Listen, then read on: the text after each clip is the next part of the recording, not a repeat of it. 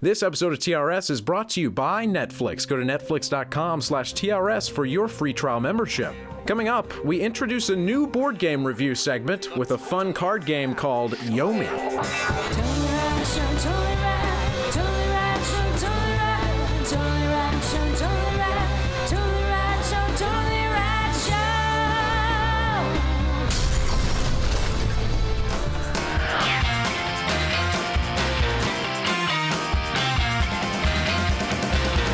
Today we're doing a brand new recurring segment talking about board games. Board games are the new hotness. And if you want to see a great list of games that will get you into designer board games, check out jeffcanada.com. I just did a top 5 list that can help you out that way.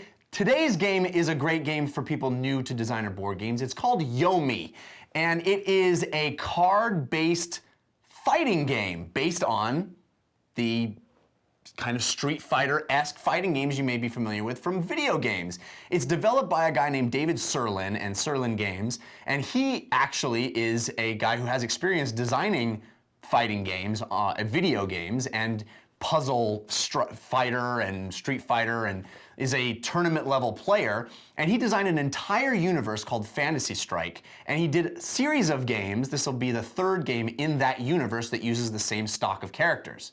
So the way you play Yomi, Yomi is I believe it's the Japanese word for reading, like reading your opponent. So it's all about figuring out what your opponent's going to do and trying to counter that. Basically, the game plays like a giant game of rock, paper, scissors. You have a deck of cards that consist of attacks, blocks, dodges, and throws, like you might find in a fighting game.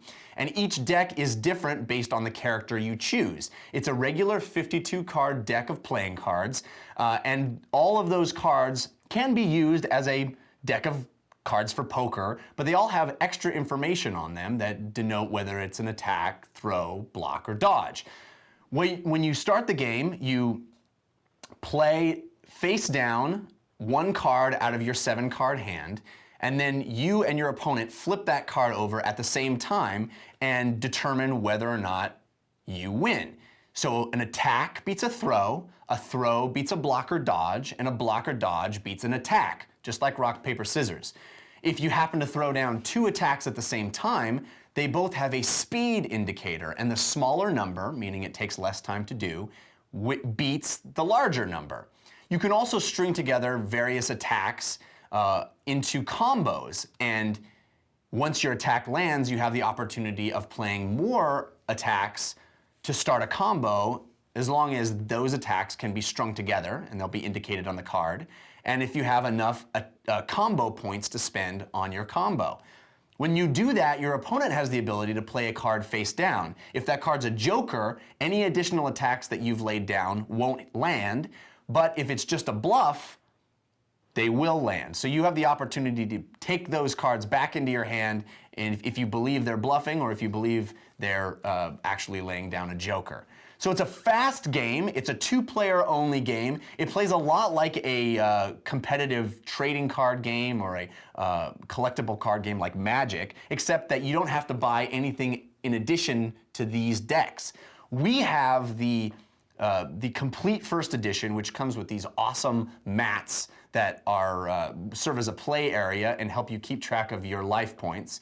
But you can also buy the decks individually or in pairs for a reduced price, and then you just keep track of your health using a pad of paper. So the game plays really quickly. It plays a lot like a fighting game.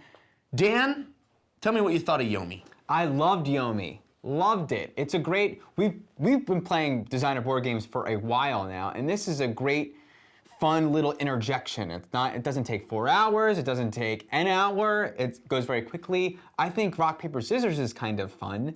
Yeah, actually, we're all fans of rock, paper, scissors. I genuinely do feel that way, and I also think fighting games are really fun, and I've always wanted to be able to do that with cards. I like doing more with cards. Then, everyone has their little homemade games. I always play like Egyptian Rat Screw was the game, or A-Hole is another, it's fun to play card games, and it's so great to have one that uses a smidge of imagination in what you're doing, that's based on fighting someone, competing against someone, one-on-one, head-to-head, that has a skosh of skill and a whole lot of luck and surprise. I think surprise is something that I've started to really enjoy in games, because when that moment where you don't know what the other person's going to do and you flip over the card, there's always a thrill in that. It's different than any other kind of board game, or not any other, like Risk has that with die roll. Die roll games have that kind of surprise moment that I really treasure. So I love the game. I love comboing. The comboing I could in many characters is you need to go in order, so you need like 5, 6, 7 or whatever. So there's sort of that like poker hand integration with the game. That's a lot of fun for me. So yeah, I dug it. I dug it a lot. Alex. Yeah, I really liked the game. I don't think I loved the game. My worry is that, I mean, we had like 8 characters, I think, to choose There's from. 10 total 10 that total. have been released so far. And the characters, yeah, they kind of vary from thing to thing, but my big worry was that I think this could become very repetitive. But I really did enjoy like Dan said, we play a lot of board games, and a lot of board games, I mean, Munchkin's a great example, even though that's a card game, boy, that just takes 5 hours. I mean, that's what it takes, you know what I mean? The way that we play. So the fact that this game is one of those like sit down, bam, bam, bam, which I think we could get to with Magic, but Magic, though it seemed like from the intro this game is actually quite complex, it doesn't take very long to figure out how to get good at the game, because the getting good, as Dan was saying, it's a little bit of skill, whole lot of luck. Sort of like rock, paper, scissors. At the end of the day, yeah, you can kind of be like, he started with an attack. That means he's probably going to follow up with a block. But at the end of the day, it's just a guess. You know what I mean? Yeah, and also to pick up on your thread with Magic, I think Magic can be sort of a hobby all unto itself, because part of the hobby is the collecting part. Right. And it's nice having these really self-contained units that... Which is what I like that Magic was sort of getting into with the sort of like, forget all that collecting stuff with the people with the decks that are this big. Yeah. Here are decks, play with these guys. Yeah. And that's where I think Magic really shines, and I think that's what this game really brings to the table, which is you just kind of go, I'll try this guy now, and you've got a whole, other way to play. So it's definitely fun, but I love the fact that you can just kind of sit down and play them within 20 minutes or whatever. Yeah, I would actually disagree about the different characters playing similarly. I found, to my amazement, that each character plays so differently. Each character also has an innate ability on their card that only they get to do, which is kind of cool. And the makeup of each deck is so different that by necessity you end up having to play different strategies because your cards are weighted, and some characters have way more throws than they have attacks, or there's all kinds of different makeups in the decks, which is really brilliant. I love how well the theme of a fighting game is conveyed through these cards. One aspect we didn't mention is that your aces are your most powerful attacks, and those are sort of like supers you would find in a fighting game. And you're able to discard pairs in your hand to go through your deck or your unused deck and find aces.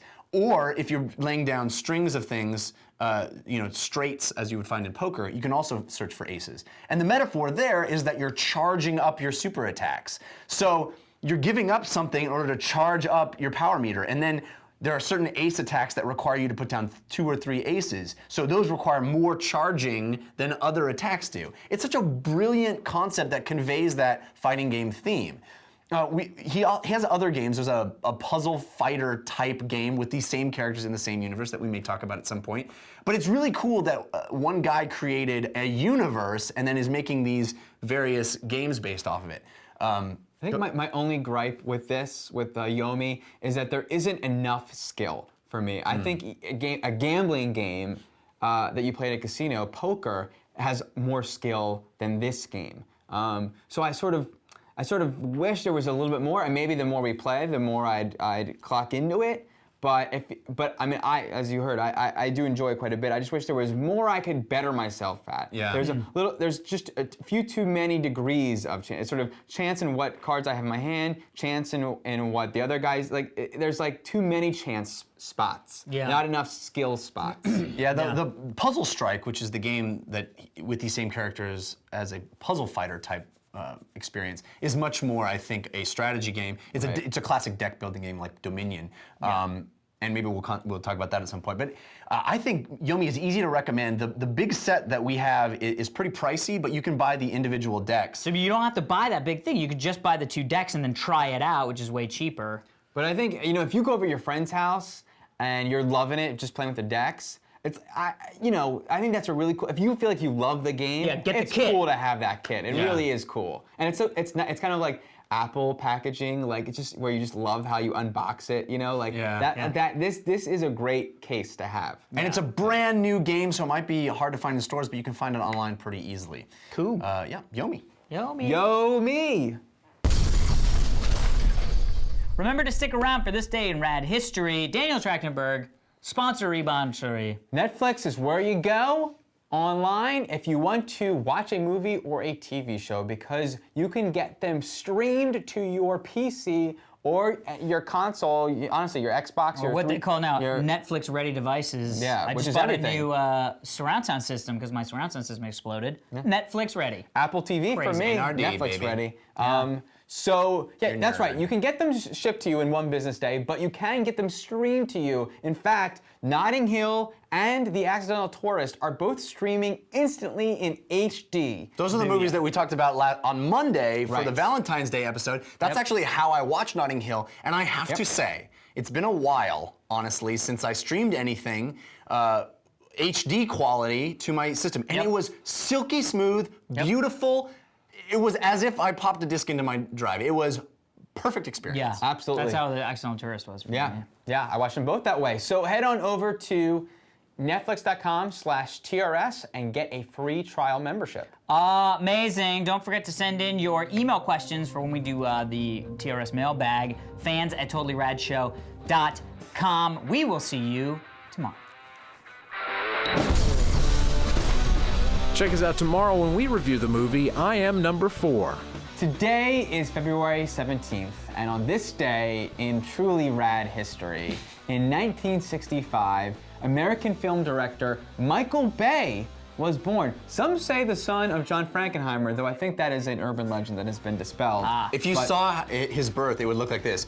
Circling And he would like be born, and it would like circle him, and he'd stand up. That's amazing. We all joke, but Michael Bay, for me, is one of the most influential directors on my life and career. Honestly, I saw Pulp Fiction and He didn't direct that, you know.